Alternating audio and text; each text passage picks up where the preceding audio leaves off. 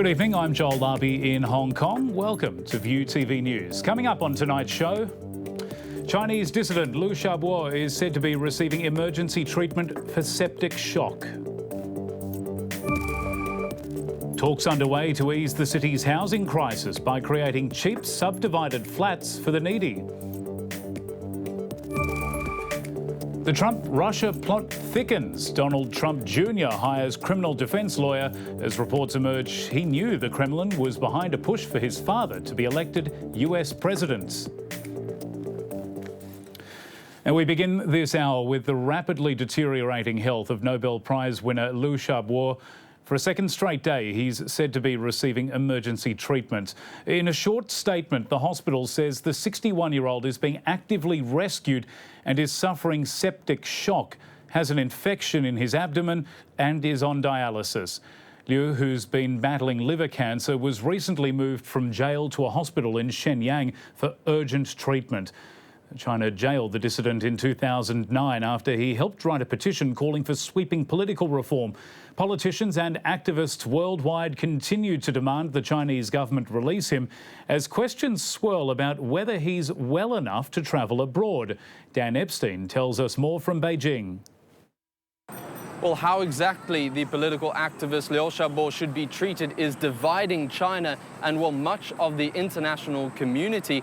Two doctors, one from Germany and one from America, visited him in his hospital. And there, after seeing him, they said that he could safely be transferred to a hospital in America or one in Germany. And this could extend his life because of the different treatment options available there. The Chinese hospital, however, said that he is in no position to be moved anywhere. Now, yesterday at a press conference, spokesman Geng Shuang said that international community must stop using individual cases like this to meddle in China's internal affairs. Now, another point of major controversy is a video which was released on YouTube showing two men, apparently the same doctors, and in the video, the German one praising the type of care which Liu Xiaobo is receiving here. Now, the German embassy responded by saying that it was against the wishes of the German man for a video to be taken. This was made clear before he even arrived in China, and this type of treatment is indicative of the level of trust which we can place on the Chinese authorities in handling Liu Xiaobo's case.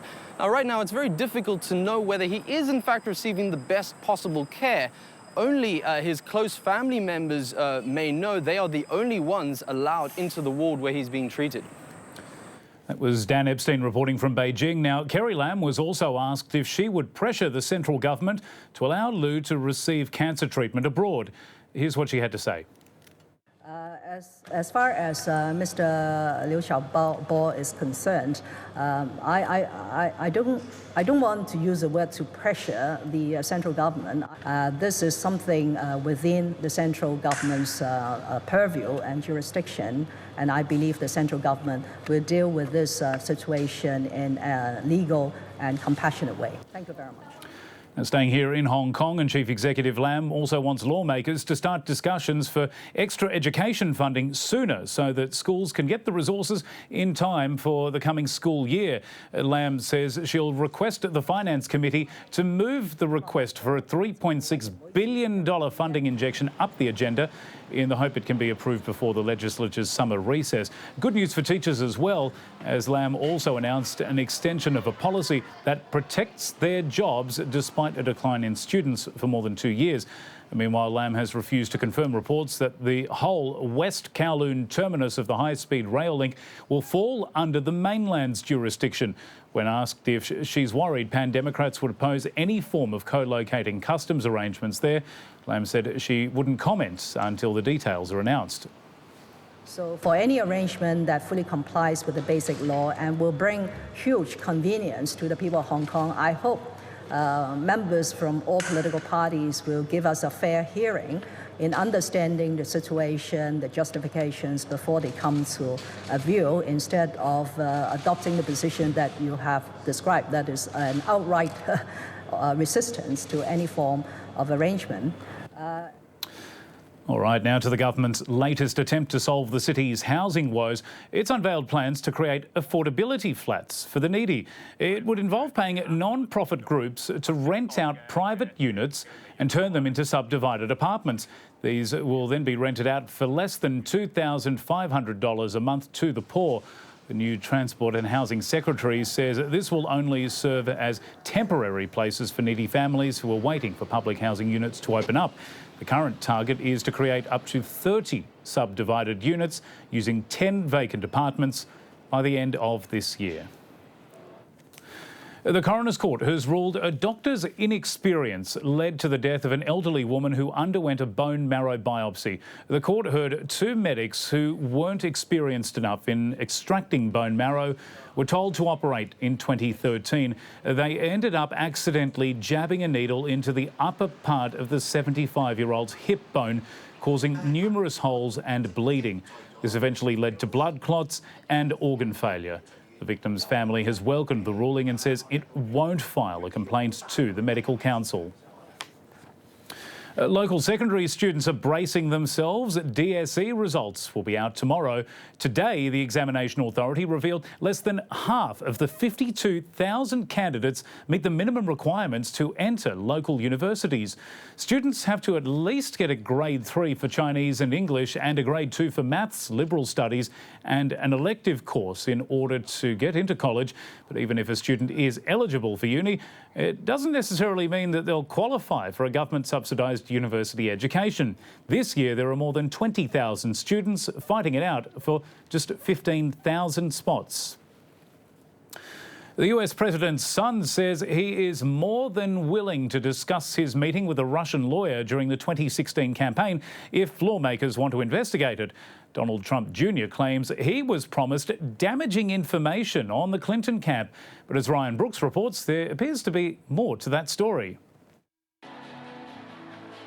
A new wrinkle in the Donald Trump Jr. saga. The New York Times reporting Monday the U.S. president's son was told the Russian government was behind a push to elect his father before the meeting with a Moscow-linked lawyer that sparked concern from American lawmakers. Trump Jr. says he met with that lawyer because he thought they had damaging information about then-candidate Hillary Clinton. Now the Times cites 3 sources saying a publicist told Trump's elder son in an email that the information was part of the Kremlin's effort to sway the campaign. The newspaper says the message will likely factor into the ongoing investigation over whether Team Trump had ties with Russia. That report coming just hours after Trump Jr. confirmed he'd hired a criminal defense lawyer to represent him, after even some Republicans called for him to be interviewed by the Senate Intelligence Committee. The president's first 5 months in office have been haunted by allegations over his campaign's ties to Russia. The Justice Department hiring ex-FBI Director Robert Mueller to head up the investigation. Russia has denied involvement in trying to tilt the election scales for Trump. All right, coming up next, the latest from the world of business.